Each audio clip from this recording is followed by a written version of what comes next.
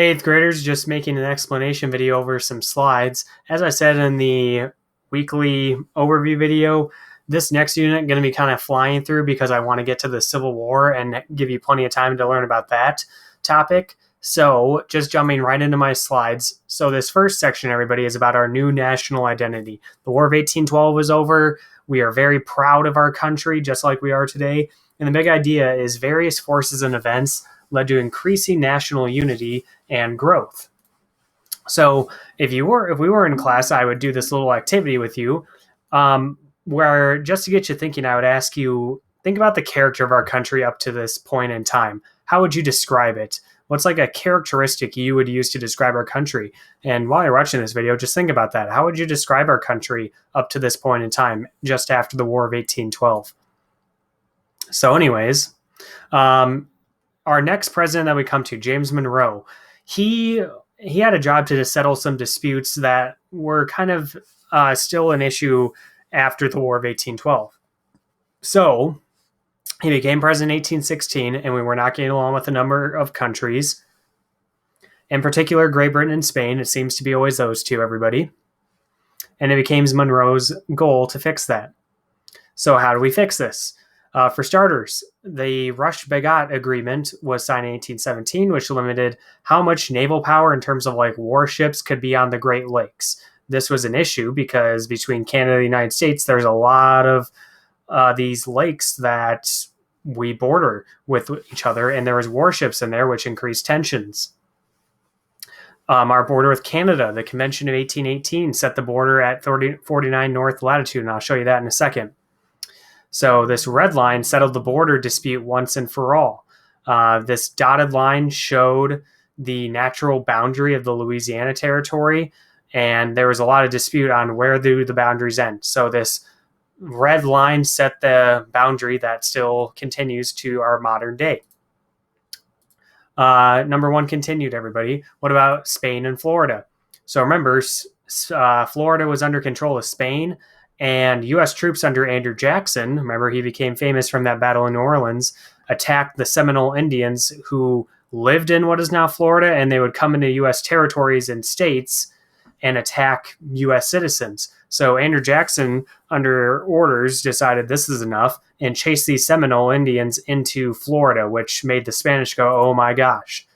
So the Adams-Onis Treaty settled land disputes and gave Florida to the United States. So we bought Florida from Spain because they recognized if we don't sell it, we might just flat out lose it. The Monroe Doctrine, this was a major statement issued by James Monroe. The Spanish colonies on this map on the left side, everybody, all this in green was a part of the Spanish colonial empire. And by 1830, almost all of them were independent. So James Monroe, when all these countries started to declare independence in 1820 or so, James Monroe issued this proclamation, and he was nervous. And why do you think that would be, everybody? So what was the Monroe Doctrine? Why was it significant? What was it? It was an American policy warning European powers, don't interfere with what's going on in America. Stay out. We'll stay out of Europe. You stay out of the Americas. And why was it significant? We were asserting ourselves in world affairs. We were kind of flexing our arms by saying, Europeans, stay out of Americas. This is our turf. Little political cartoon showing this, everybody. And more modern day, everybody, a little caricature of President Trump, China, Russia. They like to get involved with a country called Venezuela, which is in South America. So Donald Trump, Monroe Doctrine, kind of giving China and Russia the face, saying, you guys better stay out.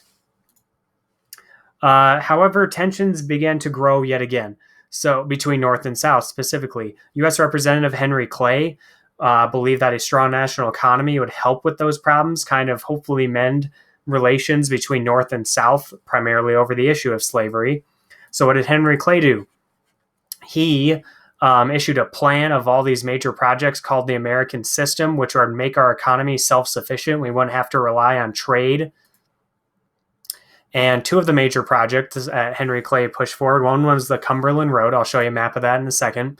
The other was the Erie Canal, which was a huge endeavor. So the Cumberland Road, everybody, was kind of like our first interstate of sorts, a paved road. And back then, pretty much all roads were dirt. So this Cumberland Road was a paved road that linked Maryland to Illinois, which was kind of like our westernmost state at the time. So that was a major linking part. But notice it only runs through northern states, everybody. And the Erie Canal was this huge canal dug that linked Lake Erie to this lake in New York, which I really don't know what it's called, and then linked it to the Hudson River. So now we don't have to go all the way up and around through Canada to get to the Great Lakes. Now we can go through American territory to link the Great Lakes with the Atlantic Ocean over here.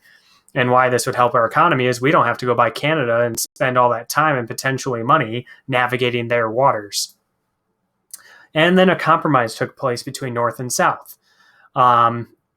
There's a great compromise called the Missouri Compromise.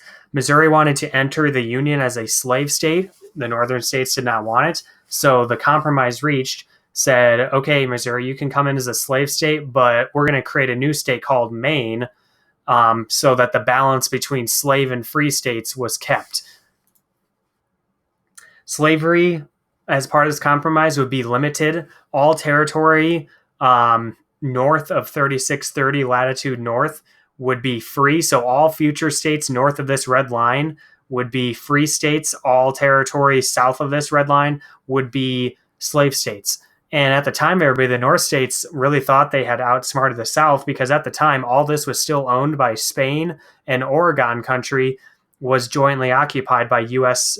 and Great Britain. So the free northern states thought they had really duped the South, because they thought this territory would never be a part of the United States. But it was a compromise between North and South that, for the moment, made both sides happy. And it did prove to be a temporary Band-Aid, and we'll learn why that is later. Another political cartoon, everybody. It was just a very precarious balance between the two sides, because both sides did not like one another. And like I said, it proved to be a temporary Band-Aid. And this is a political cartoon from that time period, everybody, forcing slavery down the throats of what were called free soilers, people that lived in Missouri that did not want slavery. So tomorrow we're going to start learning about Andrew Jackson and his presidency, everybody. But now what I'd like you to do is just answer the classroom questions I have for Tuesday, April 14th. So thanks, and have a great rest of your day.